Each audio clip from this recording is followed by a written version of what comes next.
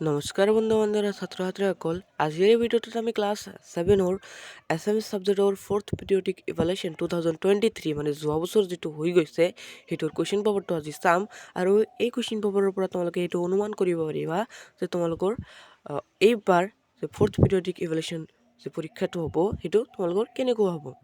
তেন্তে বলা ভিডিঅ'টো আৰম্ভ কৰোঁ আৰু ভিডিঅ'টো আৰম্ভ কৰাৰ আগতে তোমালোকলৈ এটা সৰু ৰিকুৱেষ্ট, যদি তোমালোকে মোৰ চেনেলটোক এতিয়াও ছাবস্ক্ৰাইব কৰা নাই তেন্তে ছাবস্ক্ৰাইব কৰি দিবা আৰু কাষত থকা বেল বাটনটো অল অপশ্যনত ক্লিক কৰি দিবলৈ নাপাহৰিবা, যাতে আমি আপলোড কৰা এনেধৰণৰ গুৰুত্বপূৰ্ণ ভিডিঅ'ৰ নটিফিকেশ্যন সৰ্বপ্ৰথমে তোমালোকৰ ওচৰলৈ যায়।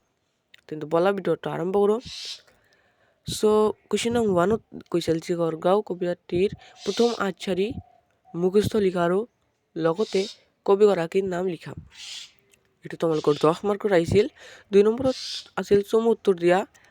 ক নম্বৰত আছিল নিধুনীৰামৰ ঘৰ ক'ত আছিল, তাৰপিছত নিধুনীৰাম অভাৱী আছিল নেকি, এনেকুৱা বহুতো কুৱেশ্যন আহিছিল 10 মাৰ্কৰ। তো তোমালোকে কুৱেশ্যন পেপাৰটো চাই যোৱা আৰু যিটো নুবুজাব নোৱাৰা তোমালোকে মোক কমেণ্ট বক্সত জনাই দিব পাৰা, মই তোমাৰ উত্তৰটো কমেণ্ট বক্সত জনাই দিম।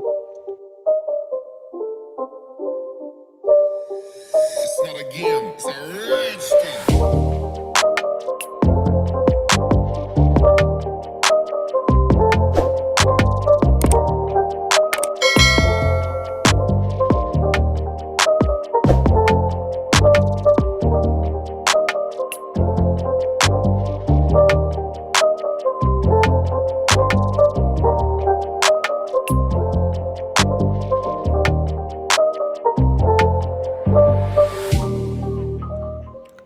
তো বন্ধু আৰু ছাত্ৰ ছাত্ৰীসকল আজিৰ কাৰণে এইখিনিয়ে।